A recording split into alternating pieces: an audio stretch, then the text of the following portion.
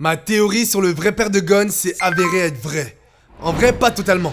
On n'a toujours pas d'explication sur qui est le vrai géniteur de Gon entre Jin, Yusuke et Don Fricks. Mais par contre, un d'entre eux aura rejoint la mêlée.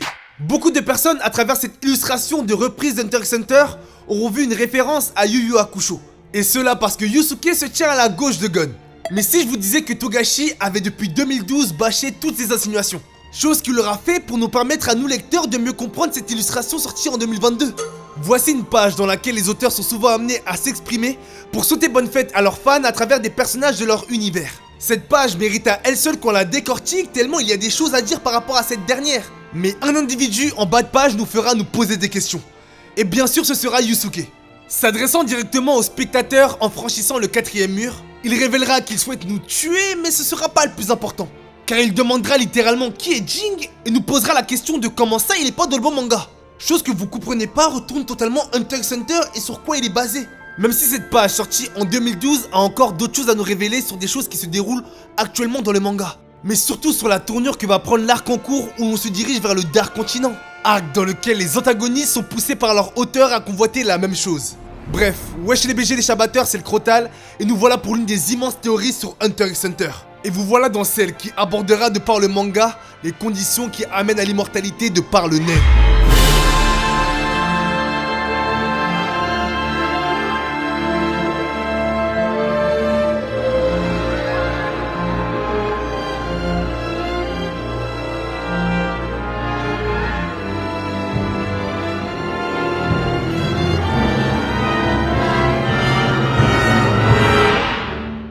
Je m'efforce à essayer de fournir un travail de qualité, alors si t'aimerais bien me soutenir, n'hésite même pas à t'abonner, à liker et lâcher un commentaire pour apporter des précisions à tout ce qui va être dit dans la vidéo.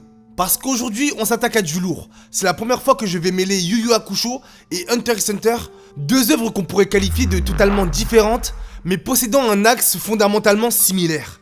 Et cet axe, c'est l'origine du mal. Ça fait maintenant plusieurs vidéos que je prépare le terrain, avec les vidéos sur Yu Yu Hakusho, la précédente théorie et la vidéo sur les antagonistes. J'aurais fait ça pour mettre cette idée dans la compréhension de pourquoi tel individu est méchant. Je tiens à dire que ce n'est pas un sujet qui me tient à cœur, mais il est important d'en prendre conscience lorsqu'on parle d'antagonistes dans le monde de Yoshihiro Togashi. Le premier cas d'immortalité que Yoshihiro Togashi nous mettra en exergue sera celui de Toguro. Je te redirige vers ma vidéo sur les antagonistes pour en savoir plus sur ce personnage. Car il représentera aussi d'ailleurs le premier cas de pacte fait pour atteindre son objectif. Mais qu'est-ce qui permet à ce personnage d'être aussi fort? Une fois ayant dépassé les limites de son corps, dépassant les 100% sur sa force physique, il aura besoin de l'énergie des autres pour garder cette forme. Voilà pourquoi le combat que Toguro recherchait tant contre Yusuke était en réalité une opposition parfaite. D'un côté celui qui acquiert le pouvoir via la passation et le soutien de ses proches, et de l'autre celui qui obtient tout par lui-même. Et jusqu'à la fin, Toguro aura gardé son rôle de méchant. Mais pourquoi?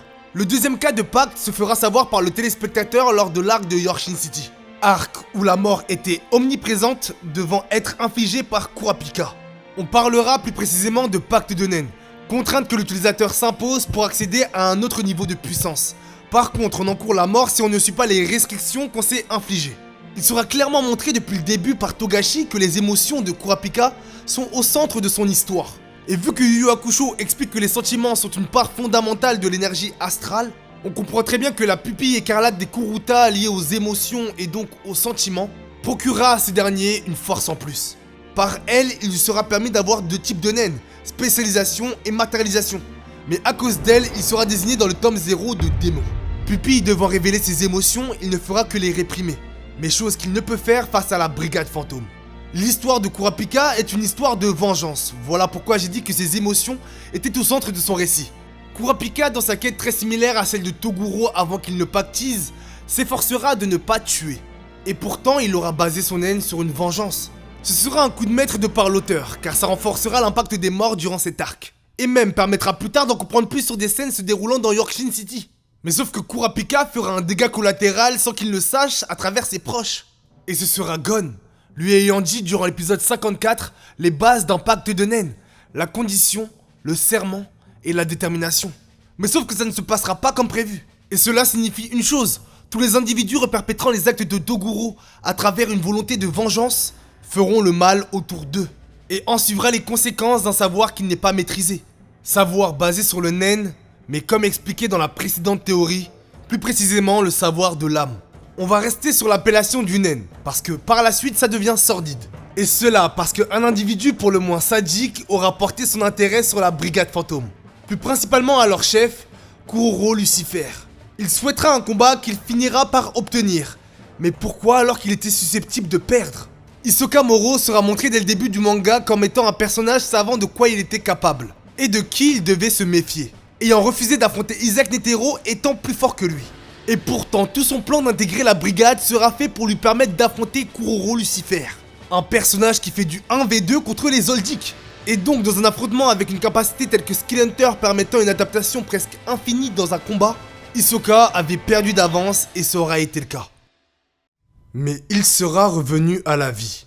C'est fou de dire ça, mais Hisoka, qui avait depuis le début du manga un nen assez simpliste, aura pu reprendre un deuxième souffle. Mais ce savoir de l'impossible l'avait-il avant? Et c'est là qu'entre en scène Kurapika. Mis en relation de par le fait d'Hisoka depuis le début du manga, ce contact évoluera lorsque l'un d'entre eux arrivera à ses fins.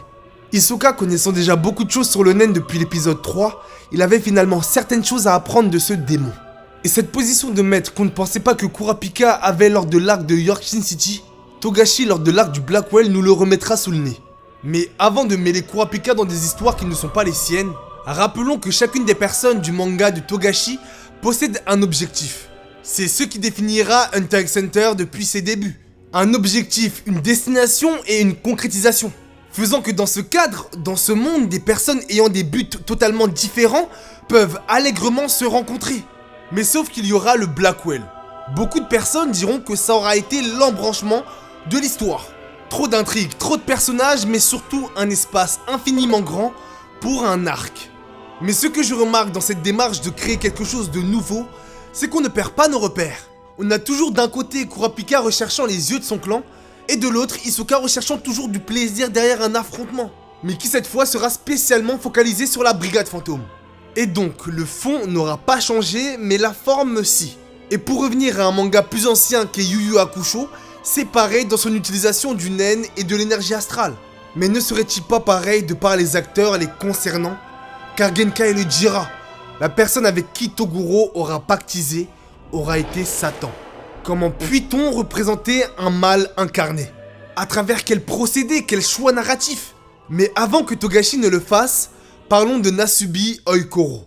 Pour comprendre plus efficacement le revirement complet que Togashi aura fait dès le début de son arc, il nous fera un petit peu de politique.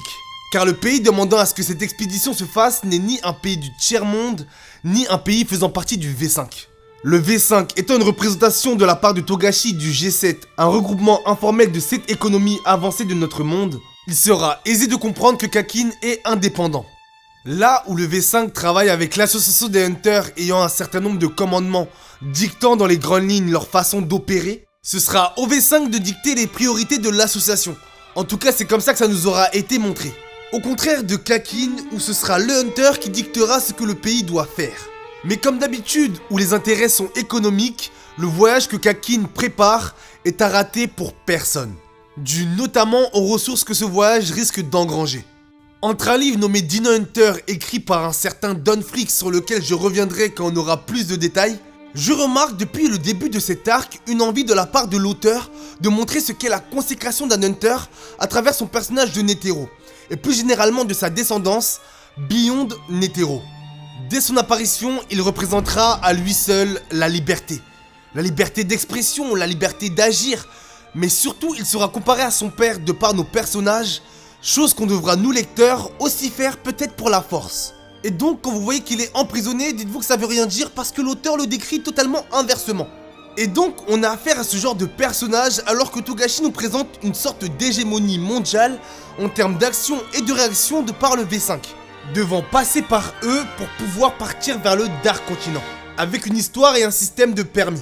Nous voyons enfin la face cachée et la représentation du monde que Togashi essaie de nous présenter depuis le début, étant non pas une facilité ou une pâle copie d'une autre, mais un moyen d'expliquer quelque chose de plus profond que ça. Togashi faisant une allégorie de ce qu'on connaît du monde humain. Je commence de plus en plus à avoir ma petite théorie de ce qui a fait de notre monde ce qu'il est dans Hunter x Hunter. Du coup je vous réserve ça pour plus tard. Car comme je l'ai dit précédemment, parlons de Nasubi Oikoro. Comment Kakin est devenu cette super puissance? C'est simple, considéré avant comme un petit pays, il aura dévoré ses voisins. Représentant géographiquement la partie européenne eurasiatique, le continent Asian abritera dès lors l'empire de Kakin. Le pouvoir sera principalement possédé par le roi, mais sera réparti entre les différents membres de l'Assemblée. Même si cette chose n'était pas le cas il y a 30 ans, lorsque la révolution la plus silencieuse de l'histoire se passa, et que l'empire socialiste passa à une démocratie parlementaire. Mais un autre type de pouvoir considéré comme ésotérique sera possédé par le roi, et le roi seul. Et ce sera le pouvoir de la jarre. Tout ce que Nasubi nous dira à propos de la jarre sera tiré de récits anciens, antérieurs à son époque, expliquant qu'elle aurait été matérialisée par le premier roi de Kakin, utilisant le terme matérialisé, donc un concept de naine. Même si Togashi nous le montrera plus explicitement lors du rituel lui-même. Plus communément appelé le rituel de l'œuf, il consistera en ça. Y plonger dans la jarre une goutte de sang et sa main pour recevoir de la part d'une fée une sorte de cellule. Beaucoup de spécificités de la jarre nous échappent, vu que a priori elle tire son pouvoir d'une haine post-mortem du premier roi. Mais ça n'empêchera pas Oikoro de nous expliquer ce que disent les textes anciens. Dans le chapitre 349 nommé Mauvais Gu, Nasubi Oikoro parlera du premier roi comme étant l'instigateur, en matérialisant sa solitude dans cette urne. Roi qui aurait eu cette idée de par le mythe chinois du Gu. Lui, Nasubi, ne fera que corréler tradition et modernité, ne faisant qu'utiliser cette urne dans son cadre successionnel de bataille. Les enfants recevront de cette urne un pouvoir spécial, et sans s'en rendre compte, une créature sous forme d'entité spirituelle qui veille sur eux se mettra à vivre en eux.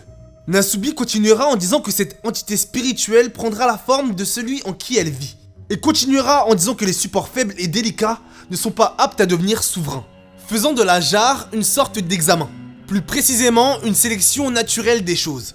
Et ce sera après cela que notre narrateur devra nous en dire davantage. Cette chose est une créature spirituelle protectrice. Constamment dans ce que le narrateur pourra nous dire, un lien entre créateur et créature pourra se faire ressentir. Nous disons que sa forme et ses pouvoirs dépendent de celui en qui elle vit. Son créateur, qui devra pour qu'elle apparaisse être de sang royal. Depuis lors, la créature de naine puisera la puissance de son naine, du désir profond de son créateur, à léguer la fortune à sa descendance. Créateur de qui elle se nourrira de l'aura. Cette créature est indépendante, mais ne s'étant pas créée tout seul, elle ne peut agir de par sa propre volonté. Avant de parler plus en profondeur de ce que le roi Oikoro souhaite réellement faire avec cette guerre de succession, Beyond Netero parlera d'un aspect qu'on n'avait pas du tout jugé nécessaire de prendre en compte dans Hunter x Hunter, l'aspect de la réputation. On a affaire à des personnages publics qui sont amenés à dissimuler la vérité et jusqu'à prêt à mentir. Comme on aura pu le voir avec la reine Oito dissimulant depuis le départ avec Kurapika qui elle était réellement. Dans cette guerre, nous lecteurs, grâce aux naines, on aura le droit à la vérité. Que ce soit avec Kurapika et sa Doujinchen ou Senritsu et sa malédiction, lui permettant de déceler la vérité à travers les cœurs qu'elle écoute. Il sera aussi permis de par lui d'être au courant d'un meurtre d'un prince lorsqu'il aura été réalisé. Togashi ira même à nous expliquer le rapport au visible et à l'invisible qu'il a instauré avec les bêtes de naine, utilisant la capacité qu'est Silent Majority comme exemple pour expliquer ce rapport. Et ce sera toujours notre poteau Kurapika le démon qui nous expliquera tout ça. Le visible et l'invisible, le privé et le public. Togashi nous explique tout simplement qu'on ne pourra pas prendre le parti d'un prince avant de l'avoir réellement vu. Et c'est dans ce cadre-là, sur le Blackwell dans un chapitre 360 nommé Parasite, que les bêtes de naine feront leur apparition. La créature étant le reflet du créateur, d'où leur apparence leur provient. Connaissez-vous Level I, un manga qui normalement devait se nommer Level A puisque l'auteur voulait parler d'aliens. Fait par l'auteur de Yu Yu Hakusho qui sera aux manettes après de Hunter x Hunter, Yoshihiro Togashi nous mettra en scène les aventures d'un prince intergalactique qui, s'étant intéressé à la culture japonaise, nous fera vivre des aventures loufoques. D'ailleurs, prince qu'on sera toujours en vie dans Hunter x Hunter parce qu'il nous donnera quelques détails de comment juger le gagnant d'un combat lors de l'affrontement entre Gon et Hisoka à la Tour Céleste. Mais ce qui sera dit dans ce manga qu'on pourra réinterpréter dans Hunter x Hunter, c'est l'aspect du subconscient. Togashi ira même à nous y plonger dans l'un d'eux, celui d'une jeune fille qui aura projeté son père dans le sien. Après nous avoir montré la représentation physique de ce qu'il est et les personnes ou les choses qui l'habitent, il nous expliquera plus en détail ce qu'il représente. Le subconscient est la région de l'esprit la plus sensible aux stimuli extérieurs, La conscience de surface a pour rôle de protéger le subconscient des stimuli extérieurs en les faisant passer par le filtre de l'expérience et du savoir. Pour les individus doués de capacités paranormales, le sens commun, partie intégrante de la conscience de surface, est un véritable mur, empêchant leur pouvoir de se développer. Bien sûr, Togashi ne s'arrête pas là, du coup il vous amène à lire ou à regarder Level pour plus d'informations. Mais rien qu'avec ces mots et le schéma qu'il aura fait, cela nous permettra de comprendre tout l'aspect autour des bêtes de naine. Le sens commun définissant la réalité car partie intégrante de la conscience de surface, étant un véritable mur infranchissable, à partir de cette page, ça n'aura plus été le cas. Le subconscient passant à travers ce mur. Seule la bête de Srerenich aura pour visage celui d'un humain. Même si c'est pas son seul visage, mais je vais pas partir sur une autre théorie. Parce que là c'est clair, le subconscient est le résultat de ce qui est vu. Et donc la bête de naine sera la représentation de son créateur, que ce soit dans l'aspect nourricière ou dans l'aspect de vérité. Mais j'ai menti, il n'y a pas que la bête de Srerenich ayant un visage humanoïde, il y aura aussi celle de Kacho. Car comme aura pu le dire Senritsu, elle ne montrait pas son vrai visage. Et ce sera donc à son subconscient de le faire. Car comme on pourra le voir, sa bête de naine n'est qu'un deuxième aspect de sa personnalité, un aspect plus protecteur. Mais dans cette guerre de succession où l'objectif est de créer le roi parfait dans son excellence, il y aura des morts, et plus précisément ceux des enfants du roi. Et alors qu'on s'attendait à un chagrin de sa part, ça aura été tout autre. Il se sera dit fier. Lors du chapitre 371, il dira que sa fille Momodze n'est pas morte. Mais surtout dira qu'elle est devenue un des piliers du grand arbre qu'est Kakin. Toutes ces phrases que le roi Oikoro aura dit dans la salle mortuaire auront été métaphoriques. Parce que le grand arbre qu'est Kakin, c'est lui. Il sera le tronc et ses enfants seront les fruits. Mais Togashi donnera un aspect macabre à la définition d'un fruit dans Hunter x Hunter. Car si on voit ça généalogiquement, il est dans son droit de faire ce qu'il veut de ses enfants. Et c'est d'ailleurs pour permettre cela que ce voyage a été fait. D'ailleurs, entre temps, il a intégré le V5, devenant le V6, du coup il a une légitimité totale sur ce qu'il fait. Mais dans ce rapport de force que possède le roi Oikoro, Togashi nous présentera une dualité. Et il nous le montrera à travers un flashback, celui de la brigade fantôme, où un fruit sera né d'un arbre. Il faut savoir décrypter la mort lorsqu'elle se présente à nous, et Togashi le fera sous forme d'embaumement. Togashi réussissant à relier le chapitre 371 au chapitre 397, seulement avec une pause. Mais pourtant le rapport au décès de la part des proches aux défunts seront contradictoires. Togashi nous montrant à travers ce flashback qu'un mort mérite d'être pleuré. Parce que dans cet arc, il y a tellement de morts que ça en deviendrait banal. Mais non. Alors maintenant que l'aspect du fruit a été abordé, je vais essayer de vous expliquer pourquoi il faut arrêter Nasubi Oikoro. Togashi aura déconstruit ce qu'est un roi avec Meruem, mais le reconstruit avec ce qu'est Oikoro. Et c'est dans le chapitre 382 qu'il le fera lors de la discussion entre Alkenberg et lui-même. Ce qui ressortira de cette discussion, c'est ça. On ne peut être roi sans être capable d'endosser le lourd fardeau de sa destinée, et on ne peut changer le pays qu'en étant le roi. Oikoro apprendra à son fils à agir pour ses intérêts. Il poussera son fils à faire des actes répréhensibles. Et c'est là que je fais appel à la page précédemment sortie en 2012. Togashi nous aura présenté le grand démon de son arc, mais nous ne l'avons pas vu, l'Amano Jaku. L'épopée de ce conte prend forme lorsque d'un melon naîtra un enfant. Recueilli par un couple de personnes âgées, ils lui donneront le nom de Uriko Hime, princesse melon. En 2 ans, elle prit la forme d'une adulte, et alors que son père lui avertissait de ne jamais ouvrir la porte à un inconnu, un démon se jouera d'elle et parviendra à entrer. Ce sera l'Amano Jaku, la tuant par la suite, et parfois même la dévorant, se revêtissant de sa peau. L'Amano Jaku est un mauvais esprit céleste, un yokai. On lui attribue de provoquer chez une personne ses désirs les plus sombres, et par conséquent de l'inciter à faire des actes répréhensibles. Alors qu'on pensait que cet arc n'avait pas d'antagoniste, Togashi nous disait qu'il y en avait un. Une personne qui possède des traits humains mais qui ne l'est pas pour autant. Et c'est grâce au mot Amano Jaku qu'on pourra le retrouver. Car ce n'est pas qu'un yokai, ce mot a une signification en japonais, désignant littéralement de la perversité, une personne perverse, une personne contraire et une personne à contre-courant. Et c'est lorsqu'on traduit ces kanji qu'on voit à qui on a affaire. Je vous mets là la traduction. Et donc nous voyons clairement quel personnage répond à ces critères.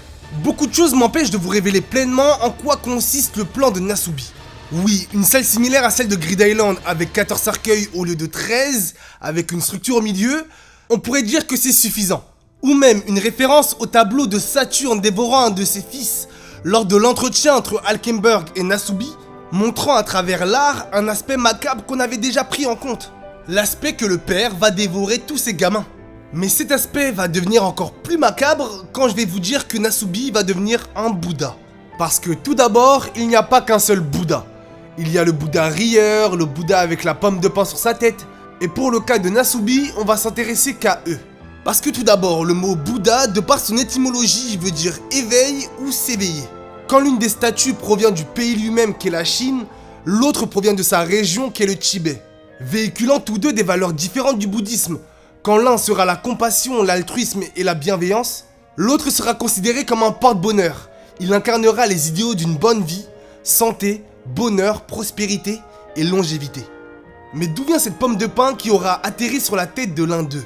Selon les différentes représentations qu'il y a eu à travers l'histoire, elle représente la glande pinéale, représentée par l'œil d'Horus chez les Égyptiens et par une pomme de pain. D'ailleurs, les moines tibétains affirment toujours qu'il existe chez l'homme un troisième œil, situé au centre du cerveau à hauteur des yeux, responsable de la clairvoyance et de l'intuition, qui aurait été atrophié au fil du temps pour permettre le développement de la conscience. J'aurais dit que tout ce blabla nous serait inutile si on n'aurait pas des personnages comme Sensui, nous prouvant que ce troisième œil existe au sein même du manga de Togashi, car ses pouvoirs auront été innés dès sa naissance. Togashi ne fera que nous représenter le Bouddha du futur. Un Bouddha censé apparaître après l'ère du bouddhisme actuel, nommé Maitreya, et il sera souvent représenté comme le Bouddha rieur dont j'ai parlé. Mais fait important, ce Bouddha est souvent représenté avec des enfants, mais toujours sans cette pomme de pain censée représenter l'éveil. Et ce sera au chapitre 391 que Togashi nous aura spoilé. Car ce ne sera pas une pomme de pain, mais bien la jarre qui sera au-dessus de la tête de Oikoro. Maintenant, nous avons vu notre Amano Jaku, caché derrière un visage que nous connaissons très bien. Et ce sera donc ces actes au sein du Blackwell qui nous permettront de plus en plus à le voir. Voir ce démon prêt à sacrifier ses enfants pour un pouvoir divin. J'ai voulu aborder le point des immortels car on commence à avoir affaire à eux. Entre le retour de Hisoka avec son corps en bungee gum, le prince de la planète d'Agura qu'on était censé avoir vu, et des aliens au chapitre 400 que Togashi nous montre explicitement, il est clair de dire qu'on n'est plus dans le même manga des Exam Hunter. Mais alors que le manga prend totalement une autre tournure, un aspect se renforce de plus en plus, l'aspect du naine. Comment permet-il des pactes et comment permet-il de transcender la mort?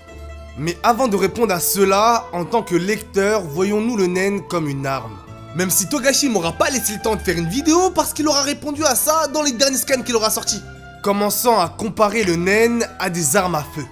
On comprend donc derrière cette comparaison que l'auteur avec ses capacités ne veut pas simplement en faire des jouets, avec lesquels ses protagonistes ou ses antagonistes pourront jouer.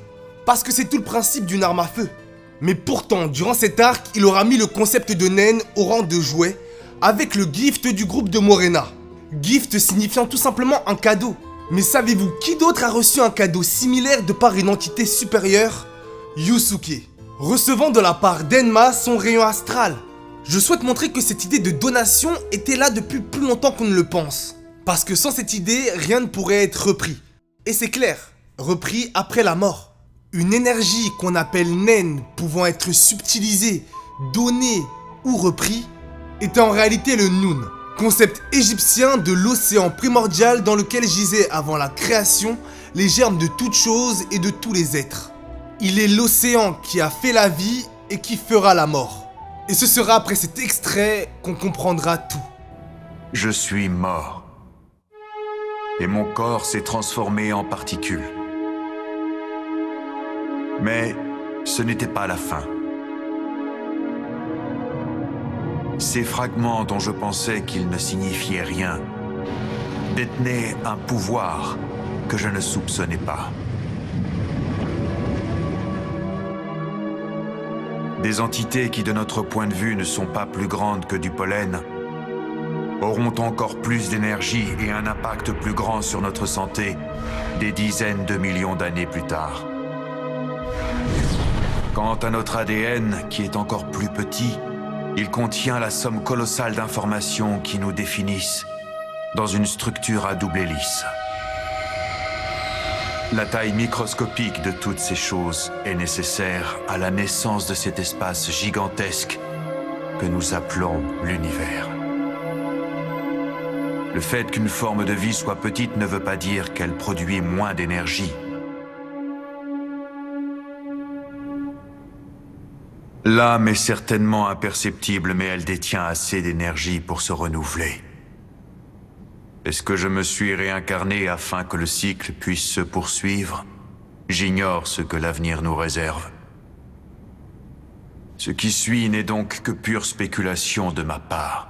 Il ne faut pas faire le mal. Cette énergie spirituelle à disposition de tous dans l'univers de Togashi, on commence à voir ses défauts. Et c'est autant sur le plan moral que sur le plan de son utilisation. Et ce sera à Kurapika de nous en dire plus, de nous en dire davantage. Lui qui ne souhaite pas tuer, mais préserver la vie. Et comme j'ai pu le dire, c'est d'autant plus compliqué dans cette guerre de succession. Mais du coup, pourquoi? Pourquoi Toguro est-il resté méchant? Parce qu'il aura su qu'il avait fait une mauvaise utilisation de ce pouvoir. Ce pouvoir permettant à l'homme de se transcender. Car le Noon est appelé dans les textes le père des dieux. Mais alors que je réponds à des questions, d'autres apparaissent. Tout d'abord, qui sont ces dieux? Eh bien, Togashi nous aura montré l'un d'eux, et ce sera Enma. Mais du coup, où est-il? Vous voyez? Je vais prendre mon temps pour essayer de répondre à tout ça, parce que ça fait un paquet d'informations. Même si les différents aspects du Nen, de l'âme ou du Noon sont peut-être une prochaine vidéo. Togashi, avec son manga Hunter x Hunter, nous montrera que le bien et le mal font partie d'une même pièce. Mais par contre, nous dira que l'idée du pacte de Nen se fait tout le temps à la même personne, Satan. Et la personne s'en rapprochant le plus sera Kuroro Lucifer de par son nom. Et de par ce qu'il oblige les gens à faire, pactiser, abandonnant petit à petit leurs sentiments à force d'utilisation pour atteindre leur objectif. Mais malgré le fait que Toguro nous ait montré que parfois certains chemins ne sont pas forcément les bons, il faudra expliquer pourquoi certaines personnes continuent à l'emprunter.